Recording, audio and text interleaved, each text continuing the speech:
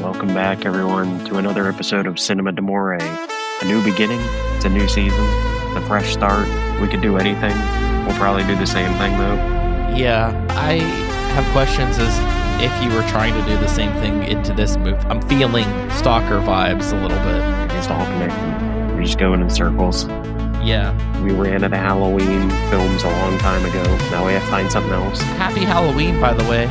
Yeah, we went through the Halloween movies. We could have had them, but we went through like the shitty ones all through 1 month of October. We went too fast. We didn't realize we'd run out this quickly. Thought we had more time. If we did them yearly, we would be on H2O, I think. And still plenty ahead of us. We didn't even get the Buster. I mean, that's 1 year away. And he is one of the funniest moments in the whole franchise. He really is. He stands up. I mean, nobody else stands up to Michael other than like Laurie Strode or Loomis in that same way. And he goes all out at him. Great. It doesn't go well for him. Actually, Michael Myers. Well, I guess he does fight him eventually, but the scene that you're talking about where he says, "The fuck are you doing?" Or however he phrases that. "Get back to work. Get out of here. You're not supposed to be here." And Michael just turns and leaves. Yeah. He talks him down. He does. And he's about safe for a little bit longer. Yeah. That movie wasn't very good. I mean, he's the best part of that movie. We branched off of Halloween a few times. I mean, this is the third year without Halloween, I guess. We did Peeping Tom and then Godzilla -1. I feel like that's the only ones that when we strayed away from Halloween. I think those are the only titles. We're outside of America. We go foreign every time. We have. I mean, most people wouldn't always say Peeping Tom is a foreign film, but it is British. It isn't American. It is. So it's 3-0. It's English language, but it's very British if you watch it. And I'm sipping on tea right now, so I'm kind of in that mood. Yeah, this is actually a very interesting movie. You gotta say it for me. Llorona. Llorona? Yeah. You almost sound like my Sharona. I know. It's a good cadence that goes with it. That's how you have to say it. So, and then this one is from 2019, not to be confused with the Curse of La Llorona, 2019. One was made by Americans. These were made by Guatemalans. Maybe the only Guatemalan movie I have ever seen, but a very good one. Yeah, I couldn't tell you a single other film from Guatemala or actor or anything. I mean, they must be making other movies. I'm sure this isn't the only film they've ever released, but it's at least the only one that I've come across. I worked with a Guatemalan. He was my boss on the TV show Watson, but he was working in the States. He worked on Breaking Bad and Better Call Saul, and then went way downhill with Watson. And he might be retired. He said he was retiring the last time that I talked to him. Watson killed it for him. He's like, I can't do this anymore. Yeah, but apparently there's like 3 languages in Guatemala, Spanish being the main one still. I guess Guatemalan, maybe Mayan, if that's a language. That is a language. The more that's I talk, mostly speaking. I think there's just 2 versions of Mayan and then Spanish. I don't think Guatemalan's a language. I think you're right about that. God, the more I talk, the less educated I sound, which is fine. We're all learning. When we go to different countries, when we view their films, we're learning. Yeah. This movie, the other thing I would say this movie reminded me of, it makes me think of something like Pan's Labyrinth in terms of putting horror and historical war crimes together. Yes. Not as fantastical, not as whimsical. No, but it did have frogs. I mean, there was one huge frog in Pan's Labyrinth and lots of little ones in this one. I thought of Stalker because I felt that this movie, when I was watching it, I thought I know Chuck picked this one out, but he didn't have to connect it to Stalker. And I felt that you connected it by the fact that it had very little shots. Like almost every shot is it's all camera's usually always moving forward or back, but it's just I feel like the whole movie is maybe 12 shots. Like It's feels another, yeah, it is another slow paced. Like there's not. I mean, one of the few horror movies I've seen. Although I guess when comparing it to American horror films versus foreign horror films, I feel like it's more common that in foreign horror films they don't rely on jump scares. There aren't any crazy jump scares or insane music cues to make you like jump. Everything is like very much just a slow, methodical building of dread and unease. maybe to a degree, and maybe they have to be a little dramatic to kind of be like lifted up by their country to get outside of their country. Maybe they have that same stigma that we do with our horror movie. Like I do think we make good horror movies, but we also make fucking terrible horror movies. I feel That's like just averages. We just make so many movies that most of them are bound to be terrible. yeah, I do agree though. I think horror like people care the least about. So people are able to make those movies. They have more freedoms with those types of movies. Going into this movie, all I remembered about this was that it was like some sort of vengeful ghost. And then the movie confused me a little bit at one point where I'm like, "Oh, I thought that was a ghost." And then towards the end, I was like, "Oh, I guess it was." It does go all over. It gets a little Lynchian. He has characters playing multiple parts technically, and in like dream sequences that kind of go back and forth. Yeah, they're kind of dream sequences, and then they're kind of not. Yeah, I mean, they're dreams, but they're also seemingly being controlled Yeah, through their dreams. They're doing things in real life, reacting to what's happening in their dreams. this is going to be a terrible comparison, but it makes me think of things like Leprechaun, where I mean, it's magic and Leprechaun, where they think they'll see These one are of the. practically the same movies.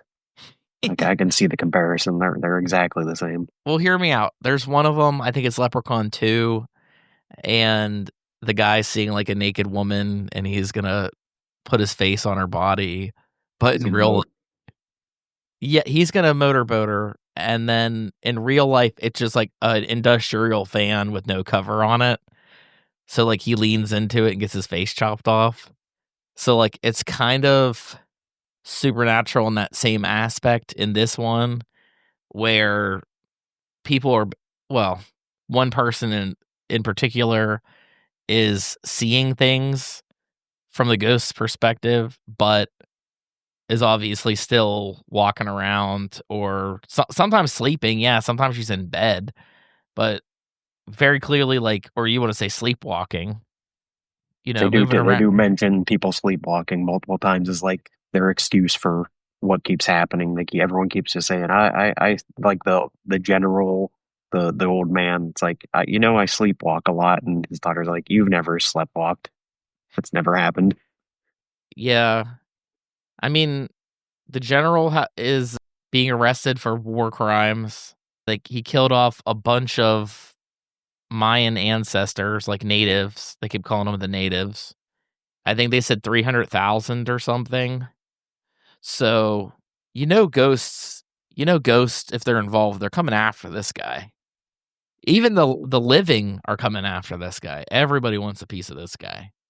And I mean, he just seems like a nice old grandpa that gets a little crazy at night. He's hears weeping and he goes, "Oh hell no." And he goes to his closet in the middle of he has a billion guns because he's like a gangster. It's like that scene in Men in Black when they flip down and just an array of weapons pops off the wall. Yeah, but he thinks he hears something. And I was expecting something to happen almost Strangers-esque, where like the camera, like there's a one moment where he goes into the bathroom and the camera's still showing like the bedroom or some other room that he came out of. And I just thought that something was going to be in the. I never saw Yeah. anything, but I You think expected, someone's gonna like walk by, or like that you'll see a shadow of something? or it was standing there the whole time, but we just didn't notice because we didn't have enough time to wander around. But yeah, he ends up shooting at his wife. I mean, clear as day can see it's his wife. I think, unless it's typical, like, oh yeah, we can see, but he can't see. We're just supposed to forget about that. But they're like, he's getting too old. He's getting too senile. And he's got all his maids and he has his security guard, like his head security guard. And his daughter's like, take this gun off of him. I'm like, he has like 100 other guns in his closet. Which clearly he gets another gun later. So I think they don't even know the gun closet exists. They're just like How? I don't know just take how. this gun. He's kept it well hidden. No. But I do love how most of the shots are very, very slow shot that pulls back and shows more and more and more. And this director was also very confident to have lots of people on the screen at the same time, where like I feel like you're making yourself more vulnerable to fuck up a shot from any of the people in the background. Like they're all almost always in like a deep focus where you can see most of them. I mean, unless they're like insanely far away. But you like the court hearing or whatever you want to call it, the trial. And he's like, it's very reminiscent of our politics and stuff too, where like Harvey Weinstein kind of makes me think about that, where his trial, he shows up in the wheelchair and everything. Like this guy that's walking around fine has like his little medical bag hanging over him, like he's just this frail old man.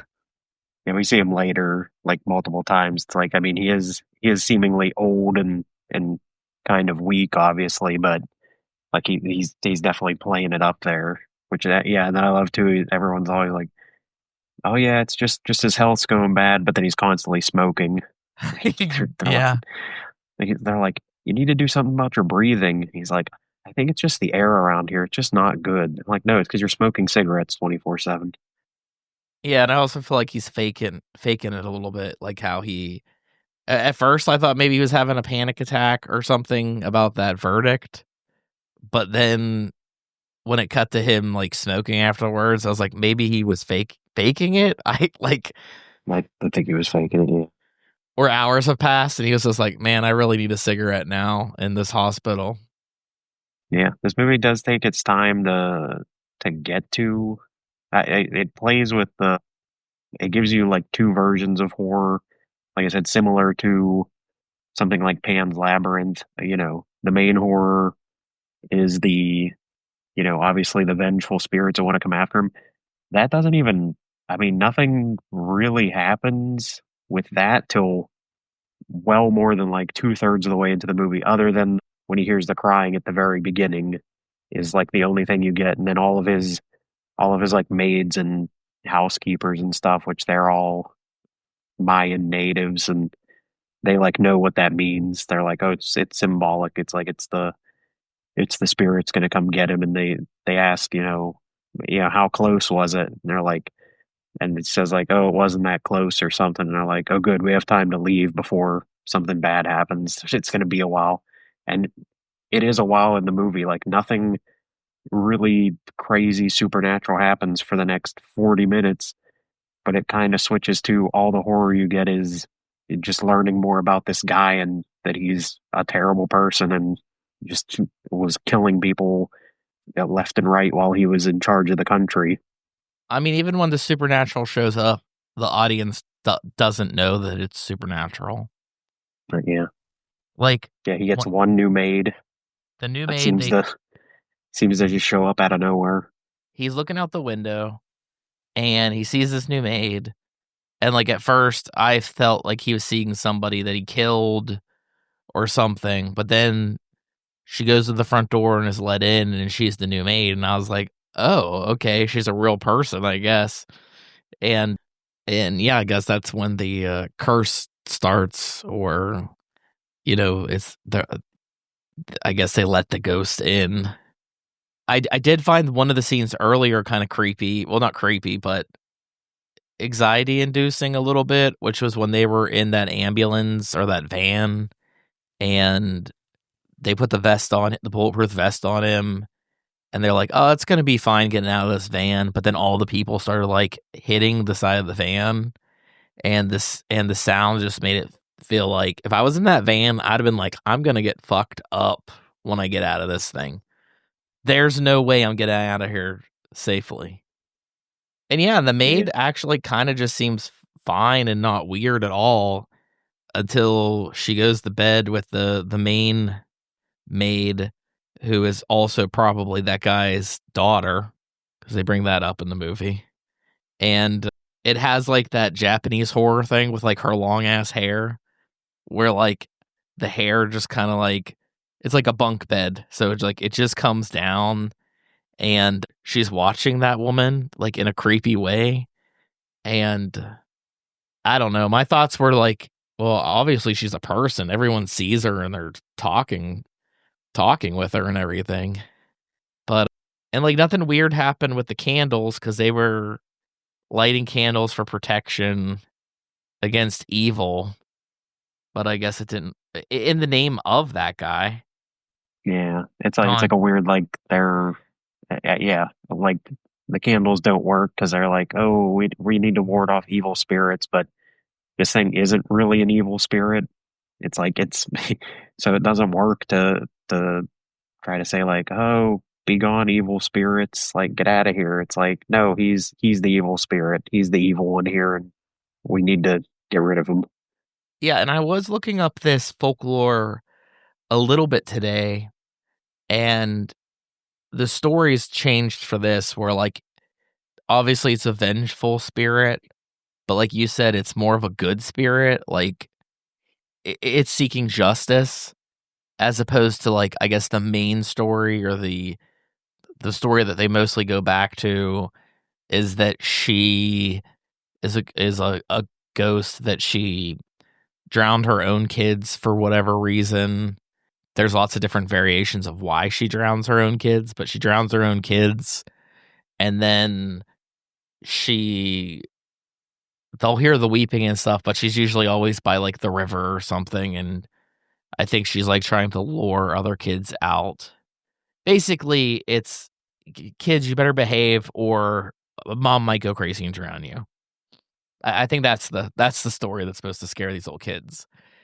And it is a variation of that, but this woman did not hurt her kids.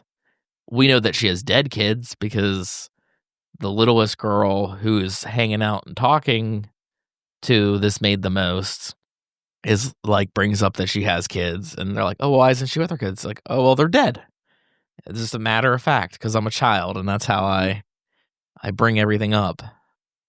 Yeah, and we also learned that yeah, I do like the way they just kind of like get information out. There are a lot of scenes where just kind of everyone's just talking, and it's like they're all kind of like confined to this area. They can't leave because the security guy keeps telling them, it'd be too dangerous to try to leave the house. So they're all kind of like going crazy because they just can't leave the house. So that's where things start to get brought up about like, hey, don't you remember when your father just randomly showed up with the maid? Like, and Mhm. she was a kid she was the same age as you when you were a kid, and it's like I'm pretty sure that's your half sister. Like I'm pretty sure that's his kid. I don't know. So like he's a terrible person. There's no reason he would show up with a kid like for any reason. Like he's not charitable. He wouldn't want to help a lost child. Like that's definitely because he feels like he has to because it's his kid. And then we get more and more. Yeah, they talk about the other maids, children that are dead, and then they bring up the husband of the daughter and the youngest girl's father, and like it starts to become like, the, isn't it weird that he just disappeared one day? Like they keep talking about how yeah, the general, that was his big thing. He was always making people disappear that were like his enemies and stuff like that. And it's Like I'm pretty sure her dad just like got rid of him one day, like probably just had him killed somewhere, or he's in a It is prison a somewhere locked up far away. slightly funny scene where they bring up, like you said, the husband, and he's laying on the couch, and he's like, "Oh, will you stop? Why do you have to keep bringing this up?" Yeah. He's like, he's the one that left you. Don't you understand that? And it's like, I Yeah, don't know. you're He didn't confused. seem. I'm pretty sure he just like disappeared one day. So yeah, and yes, I like when we get that. And there isn't like a ton of.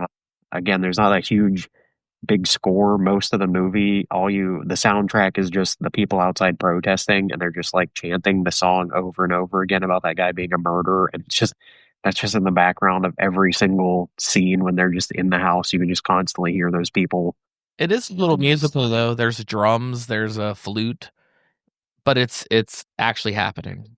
So Yeah, and I do like how the slow reveal of like that the people that are outside aren't actually necessarily all real people, that mm, they're also all ghosts, like because they throw those flyers that are like missing persons flyers that are like these are all the people that he made disappear. And yeah, the one maid's with the girl, and she's like, see, can't you see that guy, he's standing right there, that's the same guy in the picture, isn't it? And the daughter sees it, and she's like, starts to get like freaked out, like something weird about these people that are outside. Like why are they on the missing people posters?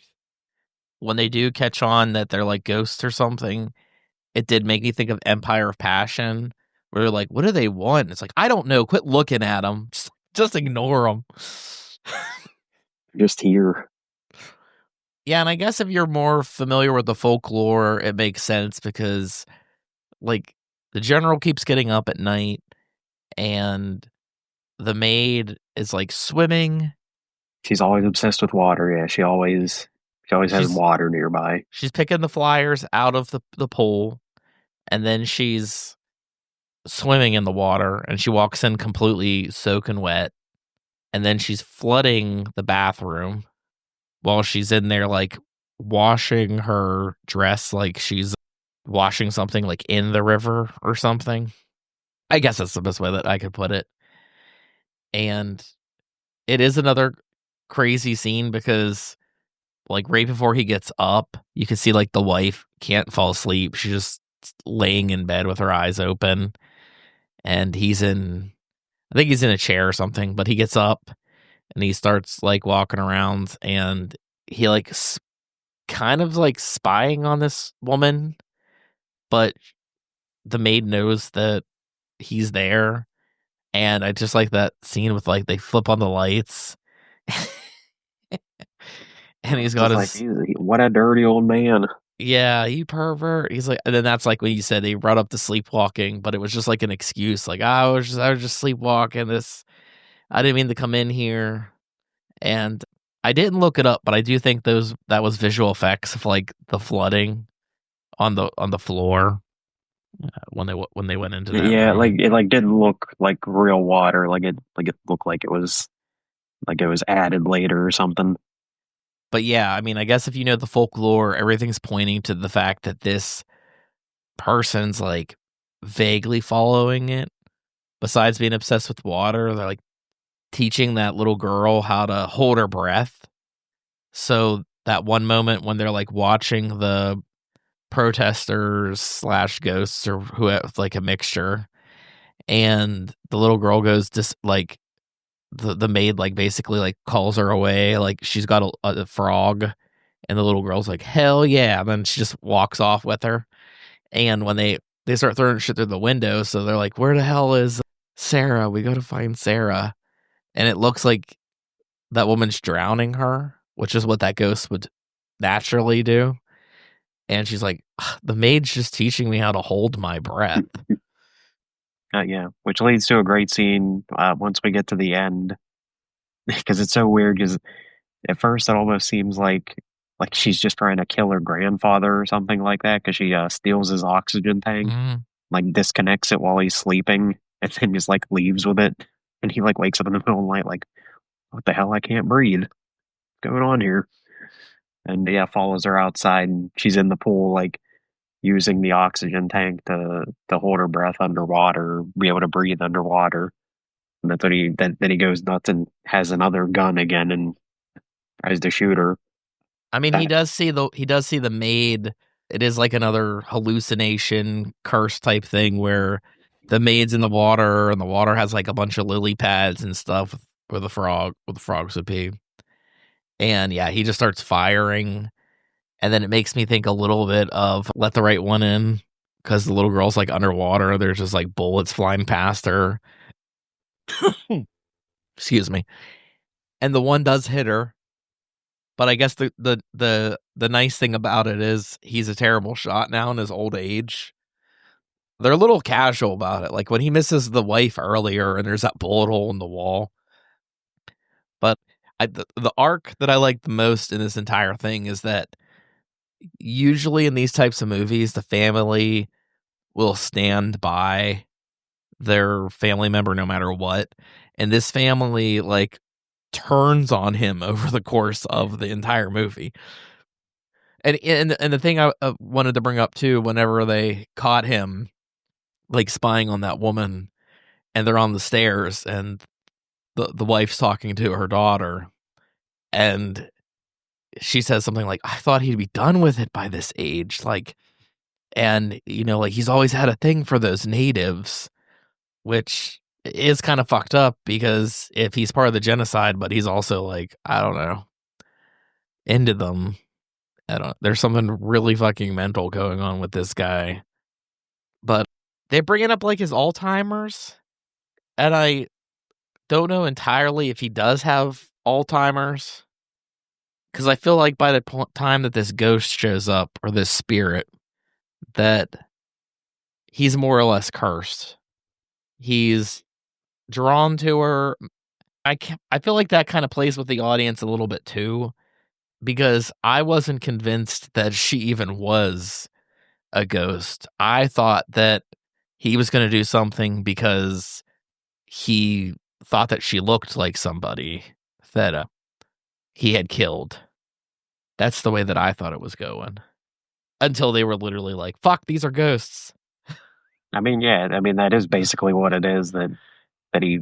It, I guess maybe that is like the only indication that maybe he does kind of have Alzheimer's or can't remember things is that he doesn't remember that she is a woman that he killed years ago.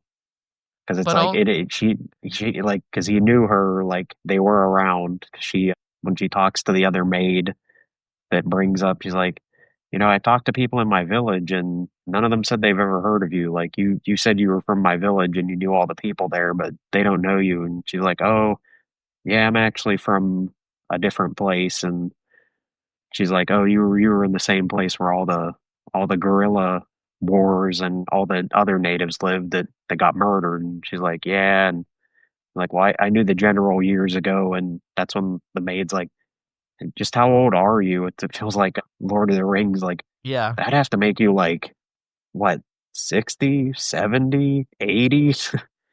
right, because this genocide happened in 82, 83, and it's the kind of modern time. I think it has to be modern I mean, they have a times. MacBook, so it's at Oh, okay, least there you within the go. past. I know they had a flat screen TV too, so Yeah, yeah, it's modern enough. Whatever the exact. I mean, the guy that this is based off of, his trial was in 2013, so maybe if that's the exact time frame of when this is supposed to take place.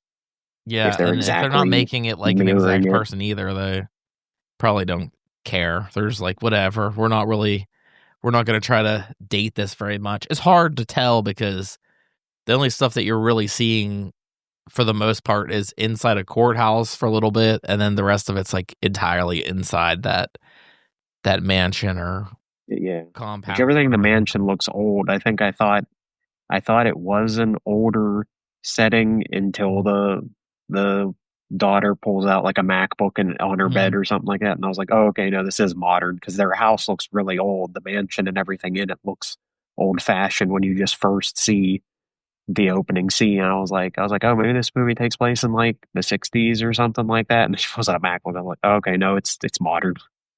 Yeah, and I mean, I guess there's more that could be going on too. He could have also maybe raped that woman or like maybe the gorilla, like where the gorilla's at, you better tell us or we'll drown your kids. And she doesn't know, so they do drown her kids. But I do like the way that, like I didn't necessarily know where it was going in that first shot of the wife's dream slash hallucination where she's running through the tall grass with these two kids and trying to protect them and trying to hide. You hear like gunfire and stuff, and she's just doing her best to protect them. And even though it was like a really simple technique, I liked whenever you realize, like, you see that, then I think you find out that the woman's kids are dead, and then you realize that like she's living her life or like experiencing that moment in her life. And so it wasn't like a huge crazy reveal that it was the general himself that shot her, but I did like when he pulled the trigger, the wife was still there, and the person that we know as the maid had a bullet hole and was just laying on her side. But yeah, that moment where she like chokes him out, but then actually kills him, and nobody in the family like stops it. They're just like, he's a Like, piece of all shit. right, Just take, this is what needs to happen. yeah. Yeah, it is. I do like everything that leads up to the end is great. That it's, yeah. Again, it's this it's a vengeful female spirit. So she like in various ways kind of uses all the women in his life to kind of turn on him. Like Hmm. the daughter kind of creates a distraction, and she's giving some sort of vision or flashback to his wife to make her want to kill him.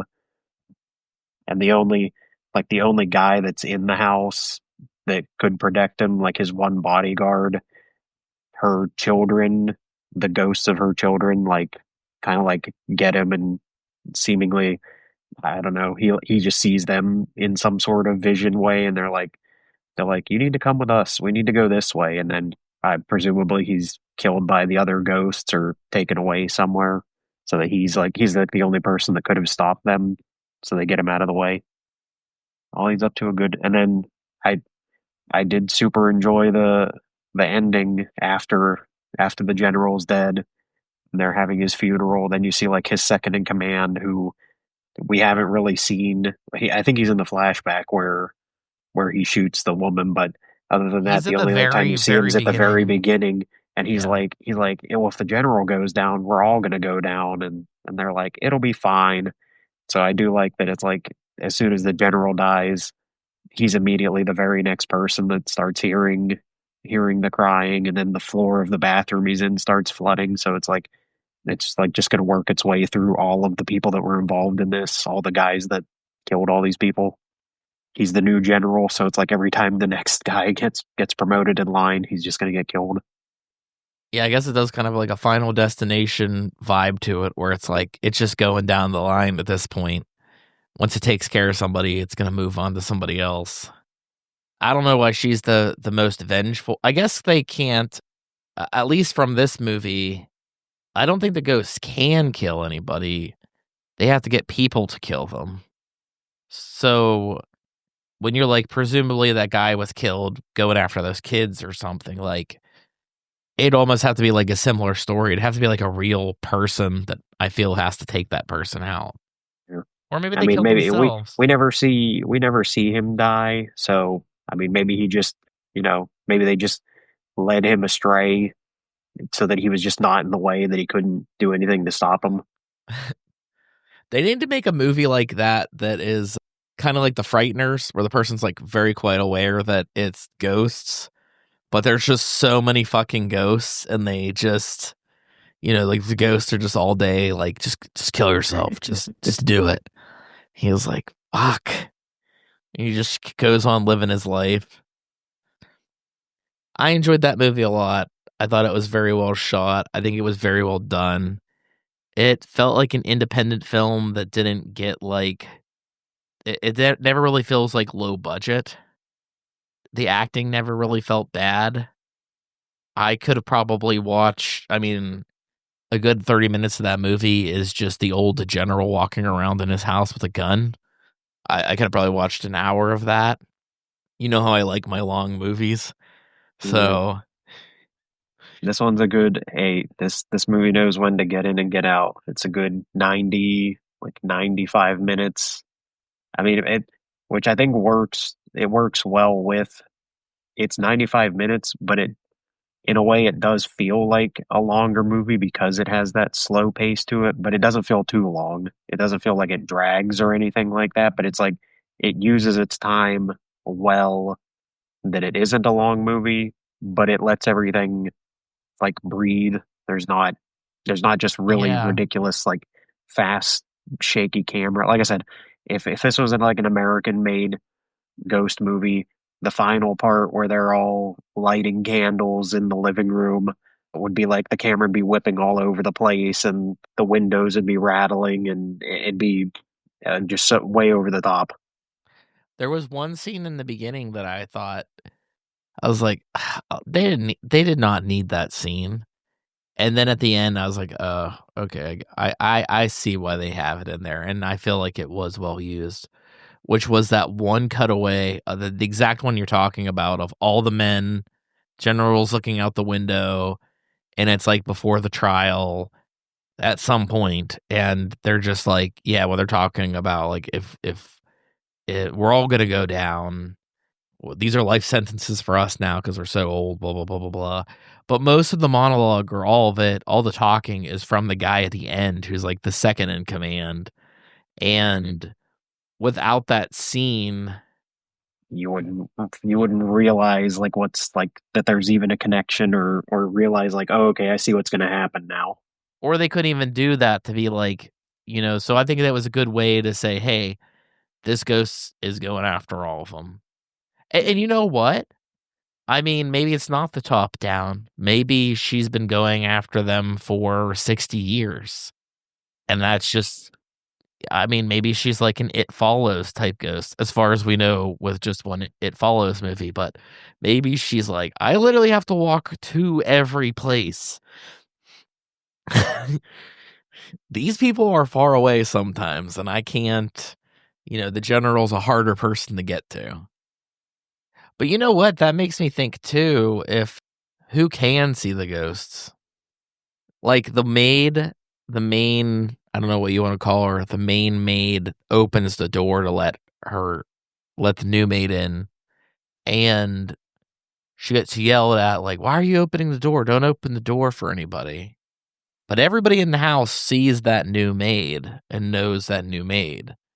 So, like, it does have a weird thing where when they see her in the window, when the general's Might be looking out, like only people that are like super connected to the person that's gonna die. yeah, like maybe those, like, because she walked past those guards, or even when she walked up to the guards, you don't really see her walk past them, but when she's right in front of all their riot shields and all that stuff, Yeah, like they not don't reacting to her. react to her at all, no.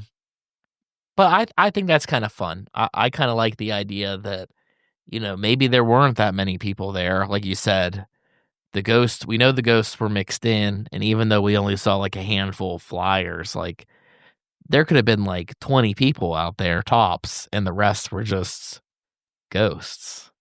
Well, it is like it kind of like makes sense too if like they couldn't see all the ghosts because they keep reporting to like the general and the family. They're like, no, it's just a few peaceful people. They're not being crazy or something like that. So maybe that's like when they look outside, they see like hundreds of people, thousands of people standing outside, and they're all doing stuff. But like the guards outside are like, no, they're all peaceful. They're fine. They're not doing anything. And like, what do you mean they're not doing anything? They're Mhm. going crazy out there. Which even in today's time, like we would have people being disruptive and destroying things, and they'd be like, "No, they're fine." I mean, I guess somebody's breaking the windows too, unless that's just ghosts. And yeah, maybe they're not really maybe I don't 100. I maybe have to watch this at least one more time to kind of like know, now that I know that there are ghosts involved, and it does kind of have like that Sixth Sense vibe to it too, where sometimes you can't tell that the ghosts are dead. They look just like normal. But yeah, that was a really good movie, short movie. I saw that it was produced by Shudder, probably distributed by Shudder. I'm sure they didn't produce it. I'm sure they weren't like funding the Guatemalan film, but Hey, you never know. They do all sorts of stuff. I guess you're right. They did Good Boy. I saw Good Boy. I don't know if it was the greatest movie in the world, but I forgave almost everything just because I love that dog so much. You were okay with that? That dog was a great 'cause it actor. had the dog? I mean, maybe the dog wasn't a great actor. I think it was like a 400-day film shoot to get that dog to do everything that they wanted it to. Yeah. But yeah, it's a good movie. Yeah, it was on Shudder. It's on the Criterion Collection if you just wanna get it there. I don't think it was on the Criterion Channel though, but it's there if it's on physical media. It was at some point. It might be now, like around Probably when this it time. first released through them. It was on the channel, but Yeah, I watched it got on this- Tubi. You did. I bought it like I think last year, and for some reason, like when I got it and it was 2019, I'm like, what the hell? Like I thought this was like a much older movie, and there are older versions of this ghost. Like the story. There's other movies with that name, yeah. Yeah, I think like the oldest is like from the 1930s, and that's like whenever you said we're gonna do it and we're gonna do the good one. So I knew you weren't talking about the one that the Conjuring guy did, you know, one of the Conjuring directors. But then I was like, wait a minute, are we doing the one from the exact same year, or are we doing an older one? It's like, yeah, we're doing the good Frankenstein movie. And I'm like, okay. Can you give me an era of Frankenstein, please? Just take a guess there. But yeah, hopefully if you're listening to this on Halloween, you have a nice Halloween. If not, I think that this is a nice story that can carry over very easily into November. But we're all out of time now. So we'll see you. See what we do next time. Yeah, whatever we do, we gotta figure it out. We appreciate you listening. Thanks, everybody.